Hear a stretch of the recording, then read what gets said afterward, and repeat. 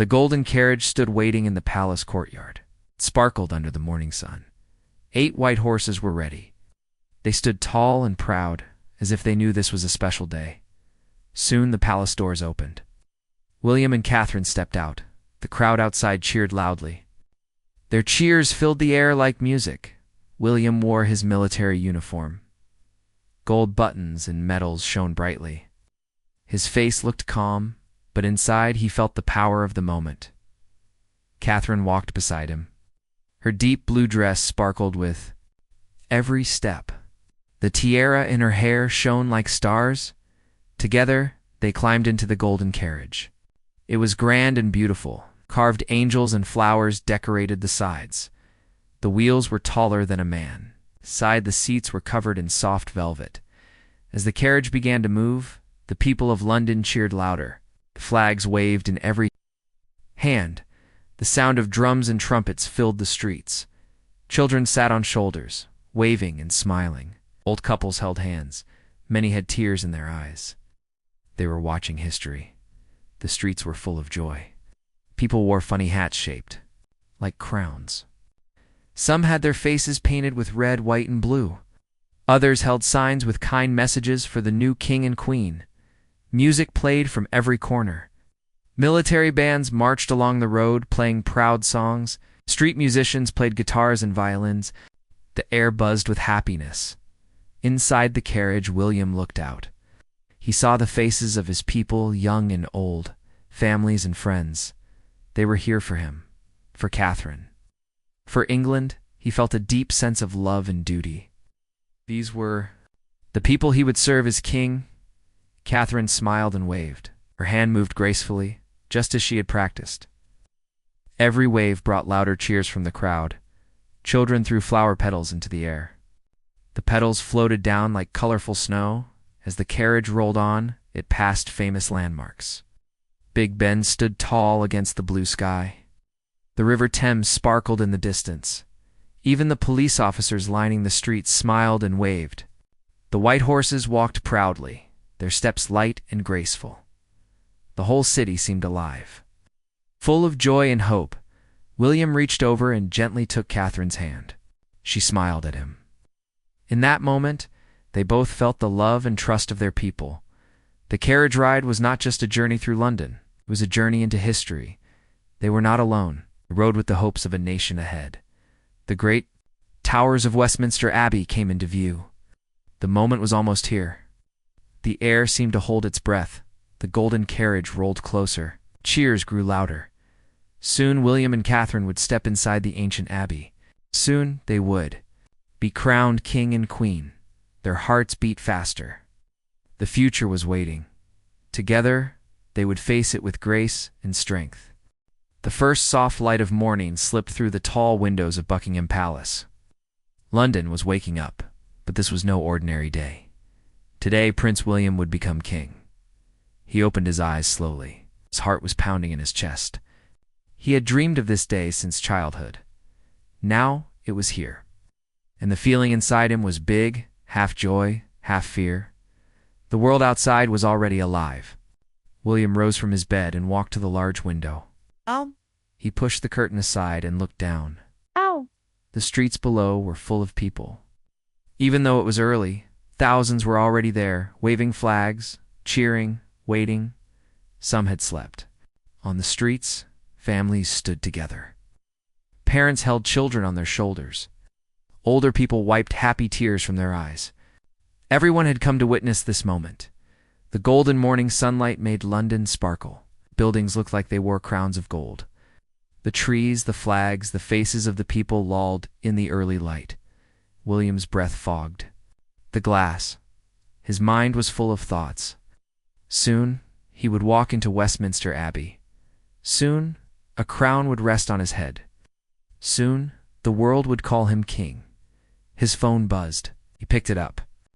Messages poured in from friends, from family, from leaders across the world. His father had written words full of pride. His brother Harry had sent funny photos to make him smile. He smiled softly but still felt the heavy truth today. Everything would change. He was not only becoming a king, he would be a symbol, a leader. Millions of people would look to him for hope, for strength. The weight of this was great. Just then, soft footsteps echoed behind him. Catherine entered the room. She wore a soft silk robe. Her hair was already done perfectly. Her eyes sparkled with kindness. She walked to him and gently wrapped her arm around his waist. "Look at them," she said, nodding to the crowds below. "They believe in you, William. They know you will be a good king." Her voice was soft but full of strength. William leaned into her warmth. She had been by his side through everything. Today, she would be crowned queen. He looked at her in the morning light. She glowed, not only in beauty, but in spirit. Her kindness touched everyone she met. Outside, the crowds were growing. The air was full of life. Food trucks served tea and snacks. Children played while their parents talked to strangers. Laughter and music filled the streets. In the palace, servants were busy. They polished the golden carriage. The white horses were brushed and fed. They stood tall and proud, knowing today was special. From the other room, sounds of joy came. George, Charlotte, and Louis were laughing. They were trying on their special clothes for the ceremony. William smiled. His children gave him strength. He was becoming king not just for himself, but for them. For all the families across England, the sun rose higher, spreading more golden light across the city. Church bells began to ring in the distance. The time was coming. He turned once more to Catherine. She smiled at him with warmth and trust. Yes, the road ahead was full of challenges. But with her by his side, and with the love of the people below, William knew he was ready. A new chapter was about to begin for him, for his family, and for the entire country. Catherine stood in front of a tall mirror. Her heart was beating fast. Her hands shook a little. Today, she would become queen. 3 women worked carefully, helping her put on her special dress. The dress was made of the finest silk, soft and smooth against her skin. It was deep royal blue, the perfect color for her. Thousands of tiny crystals had been sewn by hand, and each one sparkled like stars. The dress had taken 6 months to make. The best designers in England had worked day and night to create it. The sleeves were long and elegant. The skirt flowed like water. The neckline shimmered with silver patterns of roses and leaves. But Catherine was not thinking about how beautiful she looked. Inside, she felt nervous. She knew that millions of people would be watching her every move. Every smile, every step would be remembered forever. Her makeup artist worked carefully. Soft colors were brushed onto her face. Her skin looked smooth like porcelain. Her hair was styled in an elegant updo. Tiny flowers were placed between the curls. Everything had to be perfect. This was the most important day of her life. Suddenly, the door burst open. 3 small figures ran into the room. It was her children, George, Charlotte, and little Louis. George wore a tiny military uniform. He looked very serious. Charlotte wore a pretty white dress with a pink sash. She twirled and spun, making the skirt fly. Louis was trying to fix his small bow tie, but it kept going crooked. "Mummy, you look like a real princess," Charlotte said, eyes wide with wonder. "You look like the most beautiful queen in the whole world," George said, trying to sound grown up. Louis stared at his mother. "Pretty, Mummy," he whispered, and reached out to touch her sparkling dress. Catherine knelt carefully and hugged her children. Their love calmed her heart. No matter how scared she felt, to them she was simply their mother. A servant brought, in a special box, inside was the royal tiara. Diamonds and sapphires sparkled brightly. This tiara had been worn by many queens before her. The jeweler placed it gently on Catherine's head. It felt heavy but special.